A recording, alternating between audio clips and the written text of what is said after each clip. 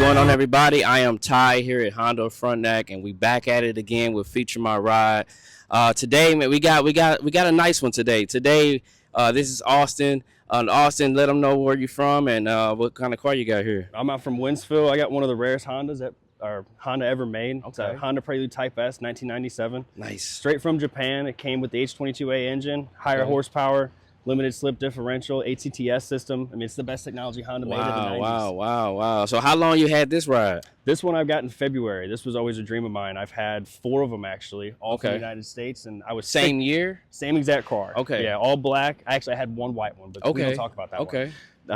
It must have gave you bad luck. Yeah, no, that motor blew up. I don't like man. Yeah, well, okay, I got you. But you can't beat the black paint on Hondas. Of course, there are some issues with Honda paint, but we don't talk about those either. Okay. It's just always been a dream car of mine. I was sick from work one day and saw it on Marketplace and drove 4 hours. I'm like, this has to be mine. So it got you from there to there real smooth, right? Oh yeah, it's a Honda. Once you picked it up, no matter what, I started it up. It runs great. That's true.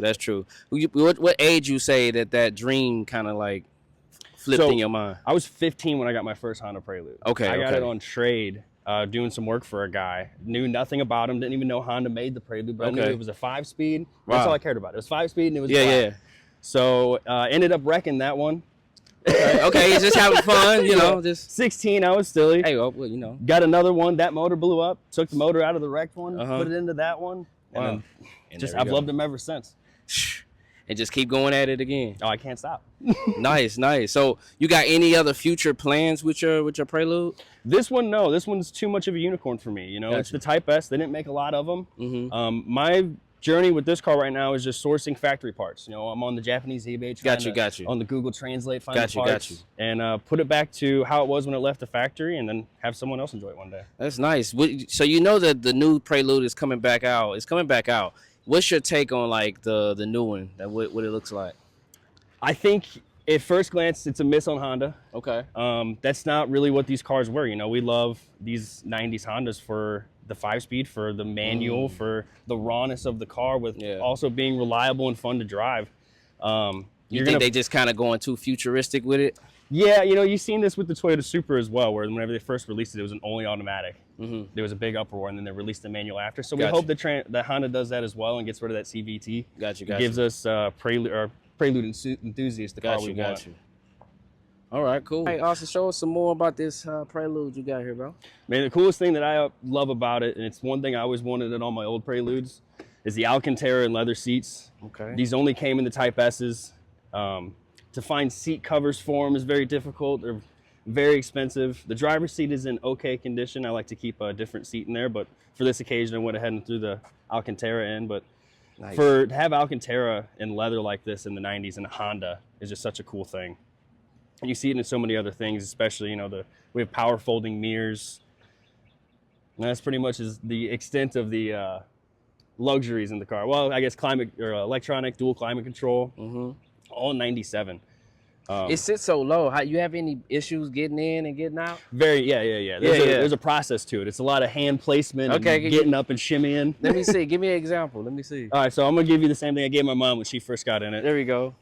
So you go butt in. Okay. And then just turn a little shimmy. Issue with the steering wheel, and we do have a stock one at the house we got to put on here still. With that deep dish, it's just so on your knees. You got to take it off to get in and out. So that is a downside of the guys who think they're cool and they want to put the quick release on. Right. It's not all fun and games. It looks cool whenever it's not on the car. Neat. So what kind of rims you got here on the ride? This is Amazon Special. These came on the car when I got it. It did come with factory wheels as well, but with the coilovers that are sitting on it, the factory wheels don't fit. So once we find a factory Type S suspension setup to put underneath it, we'll be able to get the stock wheels back on it. Got you. Until then, I have had some thoughts of, my old Preludes, all the black ones had a white BBS, or a gold, BBS LM style wheel on it. So we might have to get a set of reps for this just to make it cool. I'm not a big black on black wheel type of guy. But I was just about to ask you. It looks good. It does fit. I think it can look better. Do you do any, are you into the art on cars, or you just want it simple? I think different cars have different purposes. For me, like I said, the purpose for me for this car is to make it its former glory, what it did when it came off the factory line. Do I think you need to keep a Kia Soul super stock? That's not a big deal. Right, You right. can do whatever you want to those silly cars. But it's really whatever you feel like you need to do with the car, whatever the car means to you. I know this one will be on the market here soon, and enjoying it like I did whenever I was in high school, again in this car. I'm definitely going to have another one, but not as rare from the United States. And that's going to be the one where we do our turbo stuff. We do the carbon fiber hood and have fun with it, you know? Is there anything special under the hood we should see? Not special, but it sure does look pretty. Let's do it. So in 97, well, just with the H22s in general, Honda had a bright idea of doing this special type of sleeve on the block called FMC. And it was, from what I can understand, it was just like a kind of high carbon fiber sleeve.